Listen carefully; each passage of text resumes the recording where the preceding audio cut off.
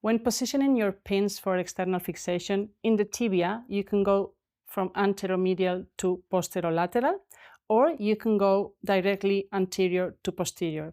This is safer because you have muscle underneath, which is protecting you from injury to your important structures. When you go anteromedial, you have danger of injuring your neurovascular structures, which are located on the anterolateral side. So you can always position your pins here, and this is a safe position for your external fixation pins.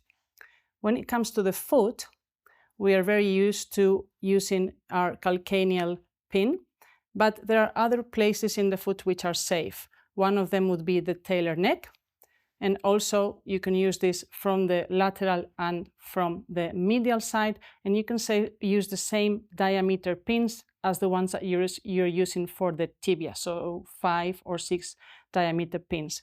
And this will be located here in the talar neck. There are other places where you can position your pins in the foot, and always remember to use 2 pins in the foot to avoid your equinus position.